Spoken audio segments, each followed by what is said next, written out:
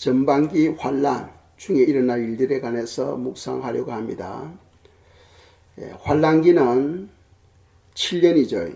환란기는 7년입니다. 그래서 3년 반을 전반기라고 또 나머지 3년 반을 후반기 환란이다 하고 이야기를 합니다. 휴거에 대해서 말씀드릴 때에 7년 대환란이 오기 전에 휴거가 있을 걸로 성경은 암시하고 있다고 말씀드렸죠. 왜 암시하고 있는가? 성경을 읽어야 깨달아진다는 거예요. 성경을 읽어야. 그리고 환란 전 휴거에서 실패하게 되면은 환란 중간 휴거의 기회를 하나님께서 주신다는 거죠. 그래서 대부분의 성도들이 환란 중간에 휴거되게 됩니다. 왜? 환란 전에는 도둑같이 임하기 때문에 사람들이 전혀 준비하지 못하고 있게 된다. 그러나 환란 중간은 이미 기간이 정해져 있잖아요. 3년 반이라는 기간이 정해져 있기 때문에 모든 사람들이 준비할 수 있다는 거죠. 그래서 마태복음 25장에 보시면은 열 처녀가 모두 주님을 기다리고 있었다. 모두가 다 등을 들고 기다리고 있었다 했죠. 그 열이라는 것은 완전 숫자를 의미합니다. 전체를 의미해요. 전체. 그래서 우리가 전반기 환란 중 일어난 일들을 묵상하는 이유는 환란 전에 휴거에 우리가 참여하도록 하기 위해서입니다. 환란 전에 휴거 있을 텐데 그 휴거에 참여하도록 하기 위해서. 그리고 참여하려면은 오실 예수 그리스도에 관해서 우리가 사모하며 기다려야 되겠습니다. 성도들이 알아야 할 것은 예수님께서 오실 때는 롯의 시대와 같다 했죠. 롯의 시대와 같다. 롯이 자기 사위들에게 이야기를 합니다. 하나님께서 이 도성을 심판하려고 하니까 빨리 이 도성을 떠나야 된다. 그래서 내일 아침까지 이 도성 밖으로 나오나 했어요. 그러니까 롯의 사위들이 하나님을 안 믿는 건 아니죠. 롯이 자기 딸들을 결혼시킬 때 하나님을 안 믿는 사람과 결혼시키겠습니까? 하나님을 믿어요. 믿는데 그들이 롯의 말씀을 듣고는 농담으로 여겼더라. 사위들이 생각할 때 웃은 거예요. 이렇게 날이 좋고 청청한데 갑자기 내일 아침부터 하나님께서 이 도성을 심판한다 하니까 웃은 거예요. 그럴 일이 없다는 거예요. 그래서 장인의 말씀을 거절하게 됩니다. 그럼으로써 제외돼 버리죠. 환란 전 휴거도 마찬가지입니다. 주님께서 제단을 통하여 말씀하는데 성도들이 이 환경을 보고는 참 지금 주님 오신다고 제발 그런 말 안 하면 좋겠다. 이렇게 한다면은 그래서 롯의 사회와 같은 거예요. 준비해가지고 남줍니까? 설사 안 오신다 하더라도 준비한 것은 그거 다 열매로 남는 거예요. 또 우리 믿음이 한 단계 또 성장하게 됩니다. 목회자가 하나님인 것 같으면 정확하게 날짜와 시간을 이야기할 수 있지만 목회자는 하나님이 아니잖아요. 사람이니까 틀릴 수도 있어요. 그러나 우리가 예측하고 가능성이 있는 것에 대해서 이야기는 할 수 있어야 된다. 왜? 목회자는 파수꾼이기 때문이에요. 파수꾼은 적의 조짐을 보고 백성들에게 알려줘야 돼. 전쟁이 일어나든 안 일어나든 조금 그런 이상한 기미가 보이면 알려주는 것이 파수꾼의 사역입니다. 그런데 파수꾼이 내가 말해가지고 혹시 전쟁이 안 일어나면 어떻게 하나. 그 두려움 때문에 이야기를 하지 아니한다면 어떻게 됩니까? 그거는 짖지 않는 개가 되어버립니다. 짖지 않는 개. 성경이 말씀하죠. 짖지 않는 개는 구원에서 제외시켜버립니다. 그러니까 이 땅에 많은 목회자가 있는데 3분의 2는 하나님께서 버려버린다고 되어 있어요. 목회자로서 또 파수꾼으로서 사람 눈치나 보고 분위기 보고 짓어야 될 것을 안 짓고 있으면 하나님께서 버려버립니다. 그건 파수꾼이 아니다는 거죠. 그런 것을 여러분들이 염두에 두시면서 오늘 또 말씀을 깨달으시면 좋겠습니다. 먼저 지난주일 저희들이 몇 가지를 묵상했죠. 전반기 환란 중에 일어날 일들을 서너 가지를 묵상했어요. 첫째는 두 정인이 전반기 환란 3년 반 동안에 활동하고 예언하게 된다 하고 말씀드렸습니다. 그래서 성도들은 그들이 예언을 받고 준비해야 된다는 거죠.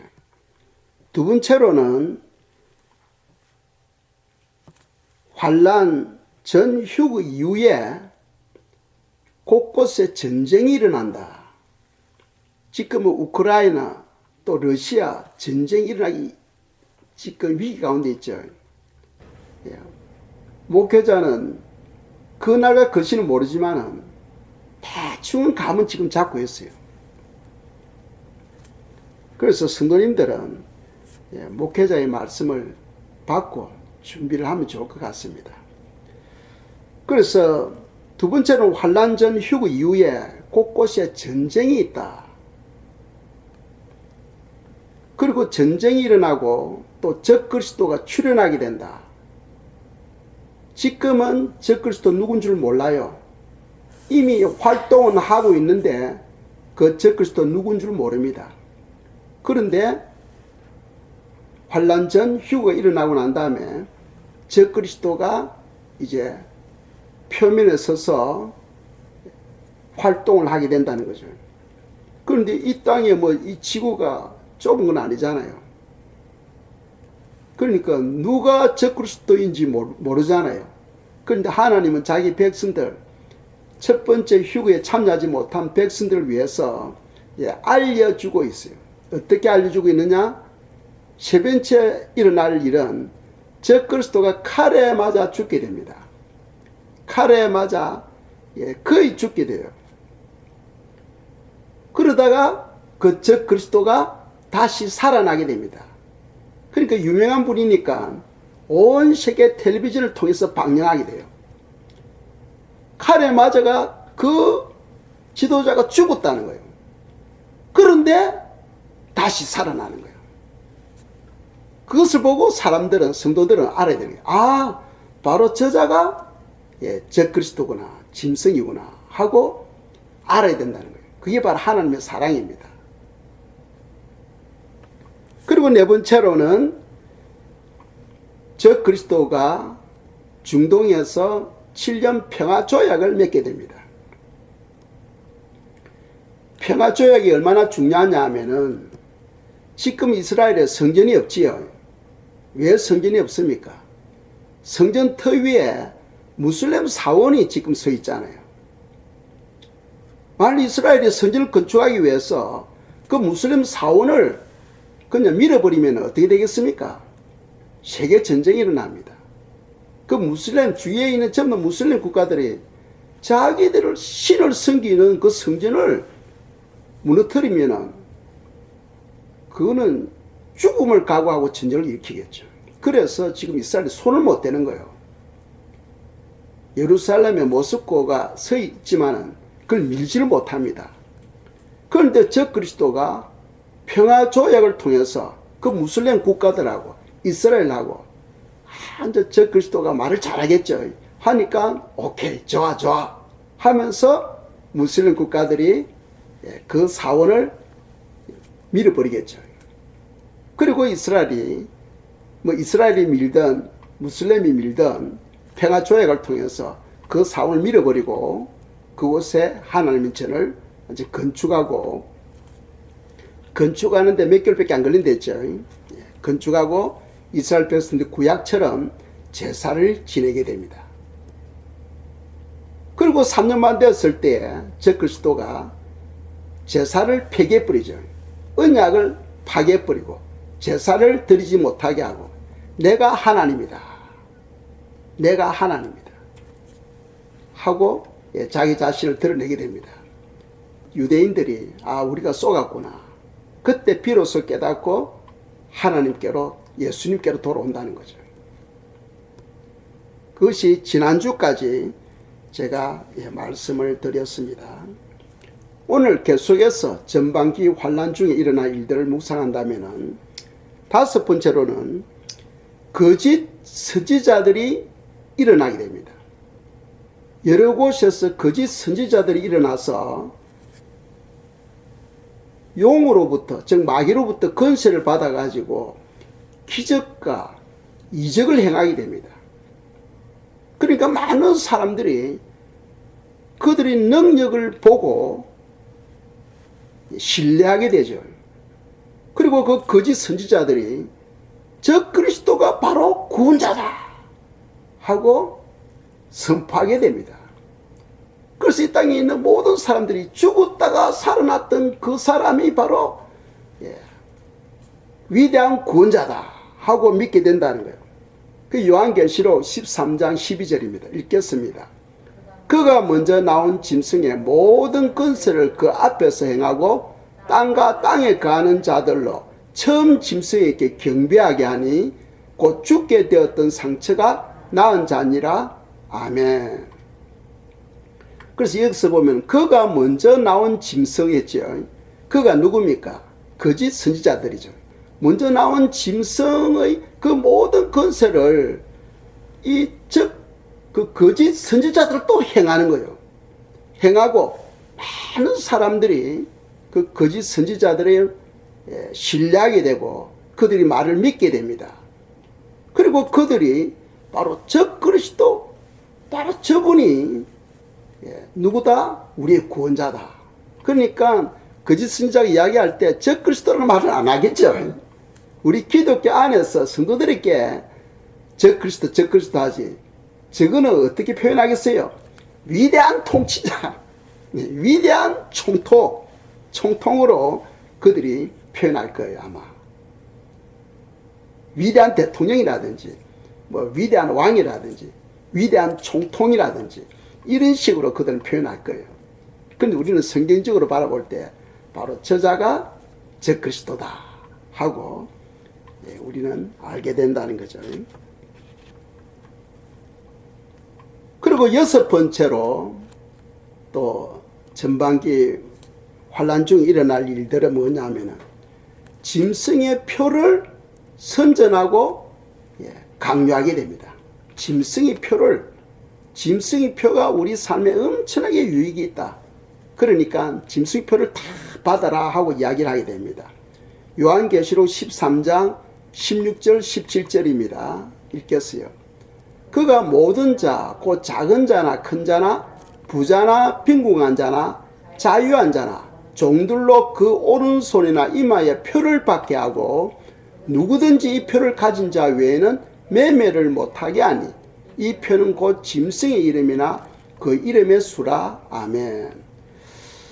자, 이 성경이 언제 기록되었습니까? 적어도 2000년 전에 기록되었죠. 2000년 전에 이미 짐승의 표가 있다는 것을 기록하고 있는 거예요. 이 마지막 때 짐승의 표가 있는데 그 짐승의 표 그걸 받지 아니하면은 매매를 못한다. 매매를 못한다. 그리고 그 짐승의 표는 어디에 놓냐? 오른손이나 이마에 놓는다. 오른손이 없으면은 이마에다가 놓게 된다는 거죠. 그리고 여기서 손과 이마의 그 뜻을 알아야 됩니다. 손이라는 것은 모든 행동을 대표해요. 이마라는 것은 모든 생각을 대표하게 됩니다. 그러니까 그 짐승의 표를 받으면은 우리의 모든 행동과 생각이 조절당하게 된다. 조절당하게 된다.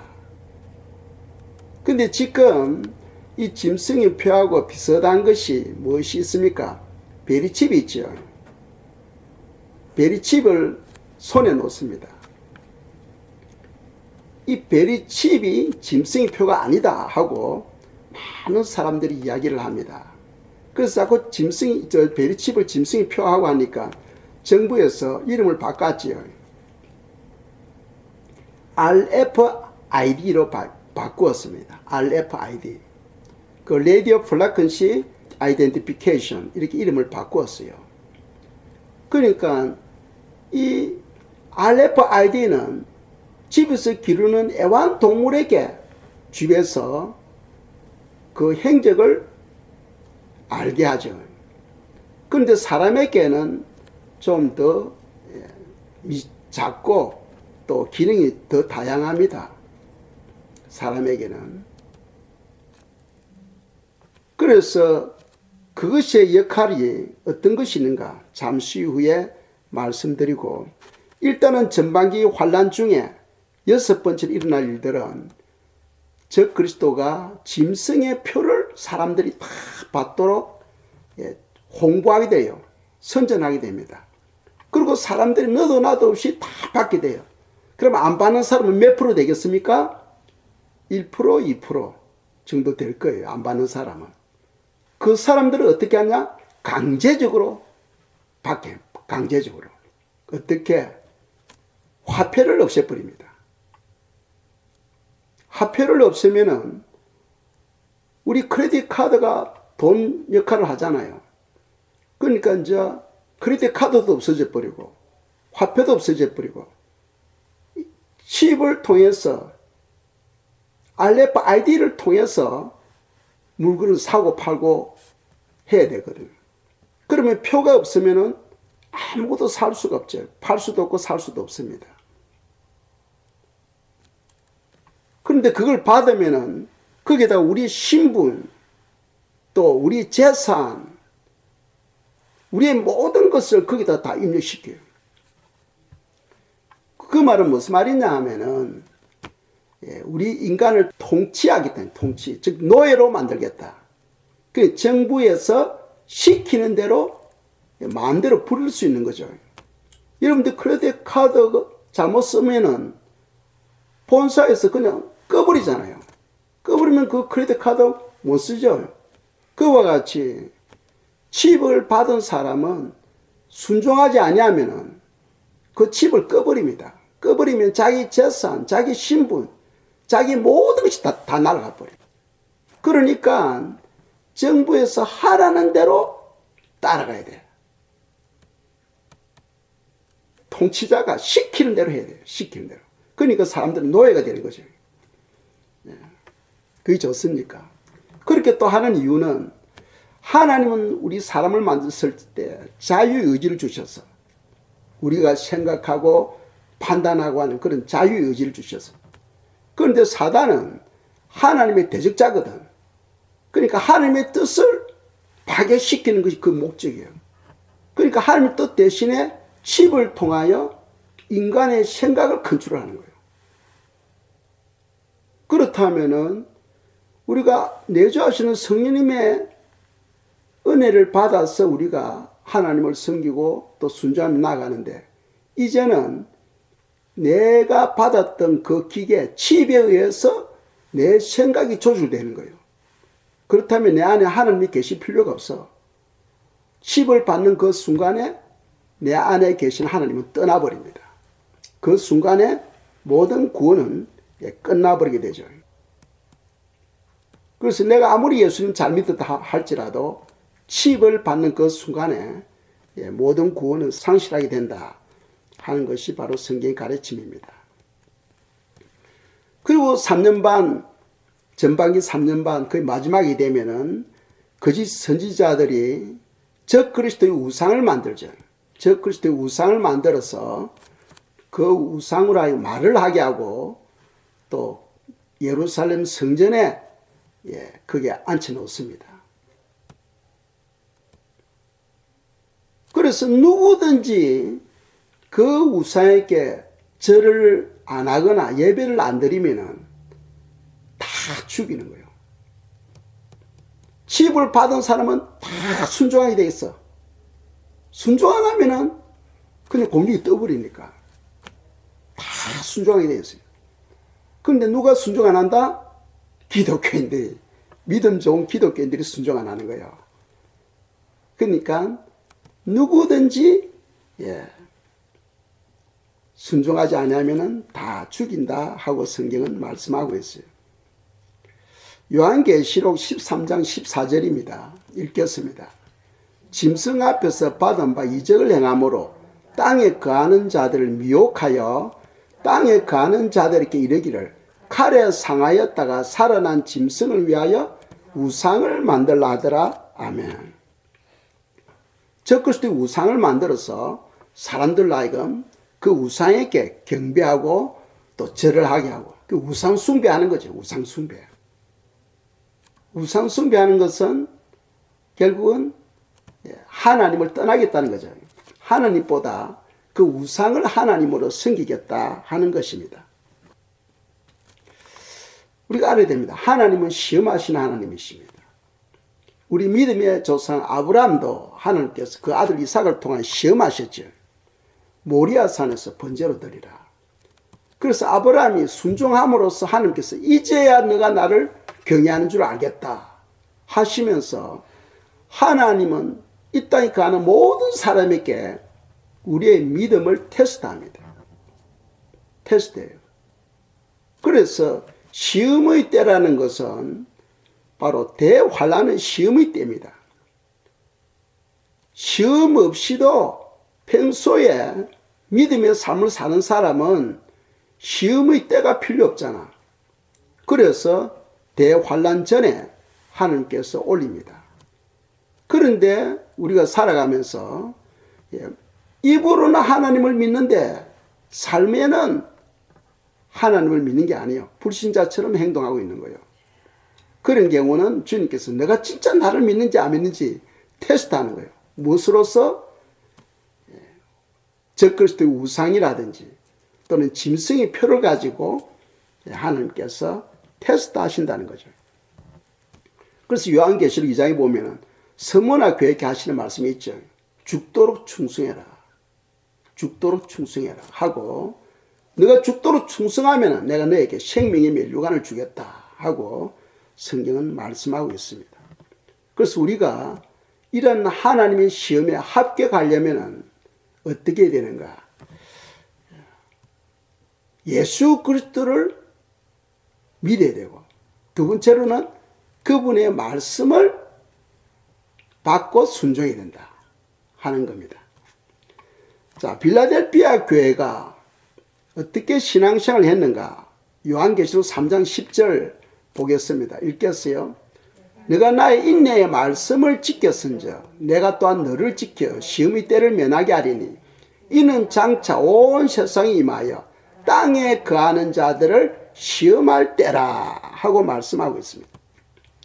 하나님은 시험하신다. 그러니까 평소에 우리 삶이 시험을 받지 않는 그런 삶이 되어야 됩니다. 하나님께서 인정하는 우리 믿음의 삶이 되어야 돼요. 인정하는 믿음의 삶. 하나님께서 우리 삶을 보시고 우리의 믿음을 인정하지 못할 경우에는 환란으로 들어가게 하는 거죠. 그래서 내가 너 믿음을 테스트하겠다 하고 성경은 말씀하죠. 이 빌라델피아 교회는 시험이 필요 없는 성도들이에요. 평상시에 인내의 말씀, 왜 말씀이라 하지? 인내의 말씀이라고 했을까요? 말씀을 지키는 데는 인내가 필요해요. 열정이 필요해요. 말씀대로 살아가려면 죽으면 죽으리다는 이런 믿음이 없으면 말씀대로 살지를 못합니다. 다 세상과 타협하며 살아가잖아요. 사람들이 세상과 타협하며 살아갑니다. 예수님을 안 믿으면 지옥에 가깝고 예수님을 믿는데 삶은 그냥 세상과 타협하면서 박해 없이 그냥 살아가려고 하죠. 이 구원은 공짜가 없어요. 반드시 대가 지불이 있어야 된다는 것을 알아야 됩니다. 하나님은 우리에게 구원을 은혜로 그냥 주었지만 그 구원의 은혜를 받은 사람은 그게 합당한 열매를 맺어야 된다는 거예요. 합당한 열매를 맺지 못한다면은 주님께서 그 열매를 보고 평가하신다고 성경은 말씀하고 있죠. 그래서 인내의 말씀을 지켰다는 것은 그 말씀대로 살았다. 말씀대로 살았다. 오늘날 사람들은요, 사람의 말을 듣고 신앙생활을 하려고 해요. 사람의 말을 듣고 신앙생활을 하면 안 됩니다. 하나님의 말씀을 받고 신앙생활을 해야지. 말씀이 우리에게 어떻게 교훈하고 있는가, 그것을 받고 신앙생활을 해야 돼요. 거기에는 박해가 따라옵니다. 거기에는 비난이 따라와요. 그걸 감수하고 말씀이 그러하니까 말씀대로 살려고 하는 그런 신앙이 바로 인내의 말씀을 지키는 사람들이에요. 그럼 인내의 말씀을 지키는 사람들에게는 어떠한 축복을 주느냐? 그 빌라델피아 교회에게 주시는 축복이 뭡니까? 첫째로 시험의 때를 면하게 하겠다. 즉 7년 대환란 오기 전에 내가 너를 갖다가 올리겠다는 거예요. 너를 올리겠다. 소아시아 7개 교회 중에서 빌라델피아 교회만 하나님께서 열린 문을 주셨어요. 그러니까 지금 이 땅에는 많은 교회가 있잖아. 대부분의 교회가 환란 전에 휴거되지 못합니다. 다 환란 중간으로 다 빠지게 되어 있어요. 대부분의 교회가 7개 교회 중에서 오직 한 교회, 빌라델피아 교회만 환란 전에 올라가게 되죠. 그 교회만 주님께 열린 문을 주신 거예요. 그리고 그들에게는 시험의 때를 면하게 해주겠다 하고 성이 약속하고 있습니다. 그 두 번째 약속은 뭡니까? 요한계시록 3장 11절 12절 읽으셔야 돼요. 집에서 읽어보시면은 하나님의 성전의 기둥으로 내가 너를 세워주겠다는 거예요. 기둥으로. 하나님의 성전의 기둥으로. 그 뜻을 아시겠죠? 우리 등대교회 기둥 하면은 무엇을 말합니까? 교회에서 그 사람이 없어서는 안 되는 그런 중요한 위치에 있는 사람을 말하죠. 집에 기둥들이 있는데 그 기둥을 뽑아버리면 그 집이 그냥 내려앉아 버립니다. 무너져 버려요. 그와 같이 하나님 전에 기둥으로 세워주겠다는 것은 하나님의 성전에 엄청난 중요한 보직을 맡겨주겠다는 거예요. 그런 약속을 빌라델피아 교회에 하고 있다는 거예요. 첫째로는 환란 전에 휴거시키고 두 번째로는 하나님이 전에 가장 중요한 그런 보직을, 그런 직분을 맡겨주겠다 하고 빌라델피아 교회에게 그런 두 가지 약속을 하고 있습니다.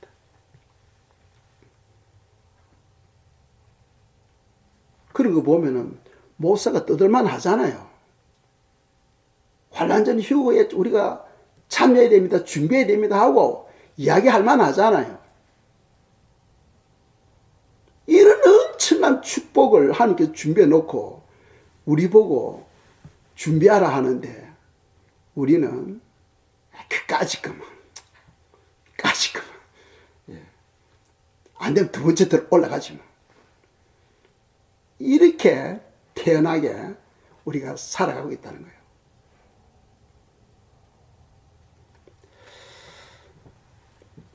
환란 전 휴거에서 못하면은 다만 두 번째로는 환란 중간 휴거가 있다고 또 말씀드렸죠. 그래서 다니엘서를 통해서 환란 중간 휴거가 있음을 우리가 다 알 수 있어요. 그래서 다니엘서 12장 11절 12절 보겠습니다. 제가 읽겠어요. 매일 드리는 제사를 폐하며 멸망케 할 미운 물건을 세울 때부터 1290일을 지낼 것이요 기다려서 1335일까지 이르는 그 사람은 복이 있으리라. 아멘. 자, 11절에서 보면은 멸망할 미운 물건이 뭡니까? 우상이지, 우상. 멸망케 할 미운 물건을 거룩한 곳에 세우는 거. 그 마태복음 24장에 나오잖아요. 마태복음 24장하고 다니엘서 12장하고 두 개를 매치시키면은 환난 중간에 휴거가 있구나 하는 것을 우리가 알 수 있어요. 마태복음 24장에서는 그 미운 것이 거룩한 곳에 선 것을 보거든 하면서 하늘에 징조가 있음을 말씀하고 있습니다. 그러고 난 다음에 또 3년 반이 또 있잖아요. 세울 때부터 1290일을 지낼 것이요. 또 완전 후반기 3년 반이 있으니까 우리가 할 때 중간 휴고가 있구나 하는 것을 우리가 알 수 있는 거죠. 그러고 난 다음에 12절에 보면은 1335일까지 이르는 그 사람 복이 있다. 그 말은 무슨 말입니까? 이제 그때부터 천년 왕국이 시작되어진다 하는 것을 우리에게 알려주고 있어요. 천년 왕국이 시작되어진다. 그래서 그 전반기 환란 중에 성도들에게 일어날 박해는 어떤 것이 있는가? 첫째로는 예배를 못 드리게 할 겁니다. 예배를 성도들에게 못 드리게 할 거예요. 두 번째로는 짐쓰기 표를 받도록 강요한다. 그리고 또 세 번째로는 성도들이 살기 위해서 짐승이 표를 받아요. 성도들이. 그리고는 표를 받지 아니한 사람들을 고발하는 거예요. 마태복음 24장 9절 10절입니다. 읽겠습니다.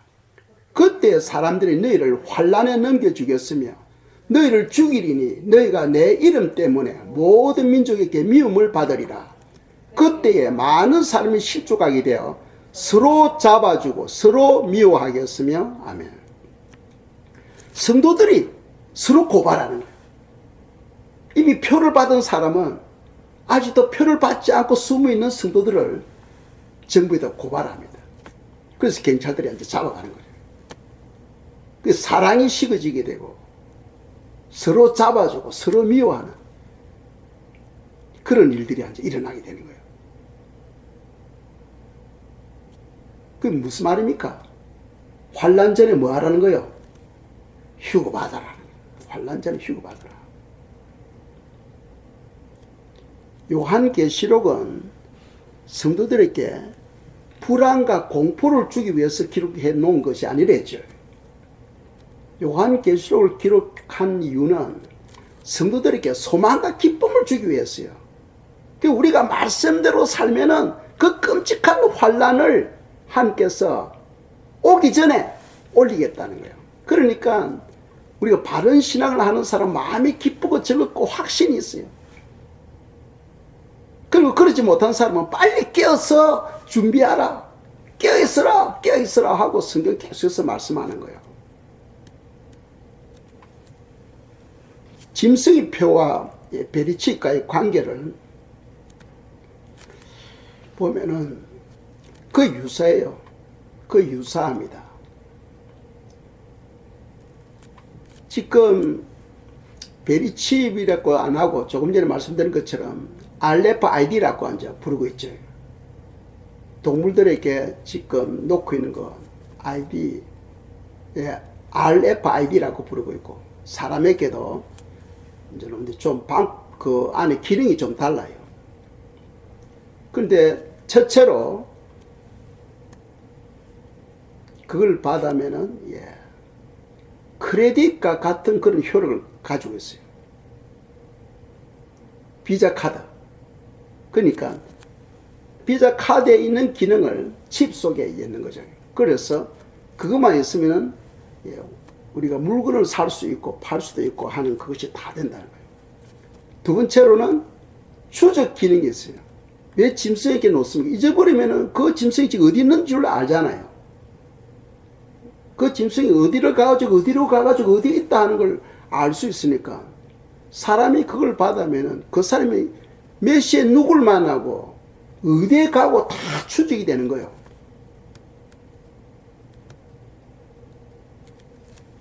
그러니까 어떤 큰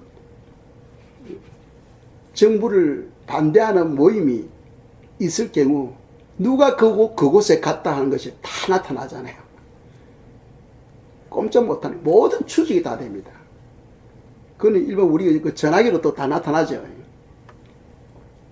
세 번째로는 아주 편리합니다. 그 짐승 표를 받으면 아주 편리해요. 그러니까 정부에서 홍보할 때 좋은 부분만 이야기할 겁니다. 그러니까 하나님을 모르는 사람들은, 성경을 모르는 사람들은 너나 할 것 없이 다 받을 거예요. 기간을 주가 지금 받으면 돈 안 주고도 다 받을 수 있다. 그런데 그 기간 지나고 나면은 말로 한 5,000불 이런 돈을 금액을 때린다면 그 전에 다 서로 받으려고 할 거예요.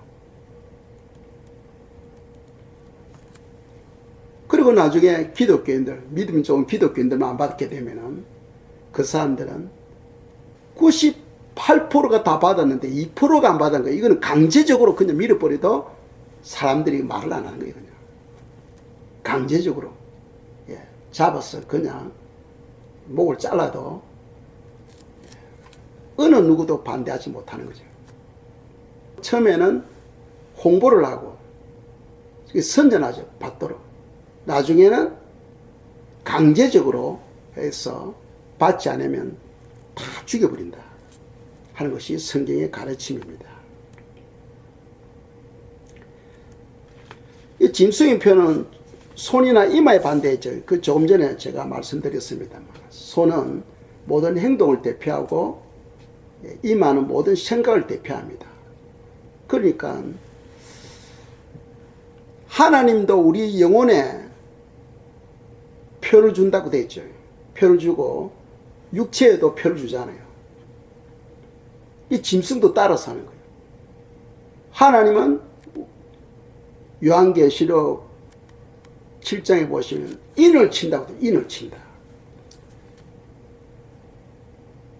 이마에 인을 치는데 무슨 말입니까? 인은 모든 생각을 대표하거든. 그 우리 모든 생각이 하나님께 집중하고 하나님의 영광을 위해서, 하나님 기쁨을 위해서 사는 사람은 하나님의 인이 자동적으로 거쳐져 버리는 거예요. 그런데 마귀가 원하는 그런 삶, 그런 생각을 가지고 살아가는 사람에게는 자동적으로 666표가 그 찍혀버리는 거예요. 그것을 이제 확정하기 위해서 하나님은 세례를 통하여 구원의 표를 주는 거예요. 마귀는 칩을 통하여 마귀의 표를 주는 거예요.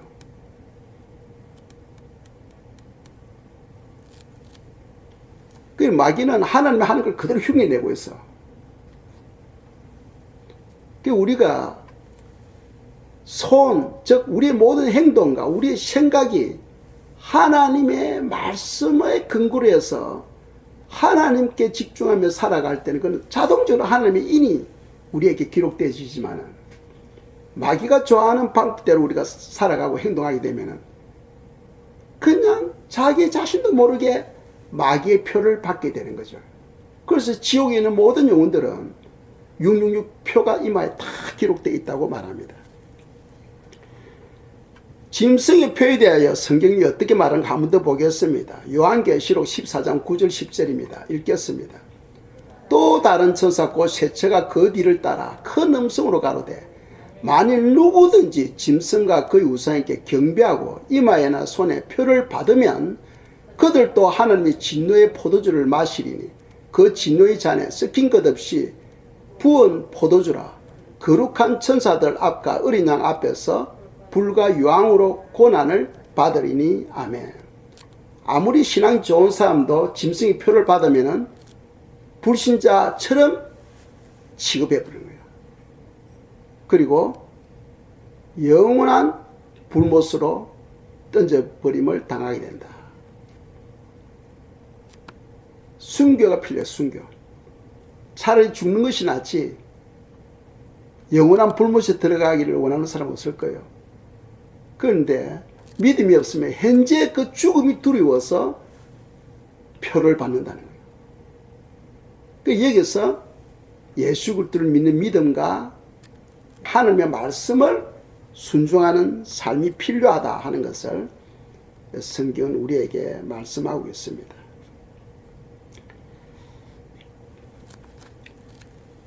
이 시간 기도드리겠습니다. 기도할 때 때를 분별할 수 있는 지혜가 있게 해주시고 주님을 사랑하는 마음을 새롭게 해주시도록 우리가 이 시간 기도드리겠습니다. 기도하겠습니다.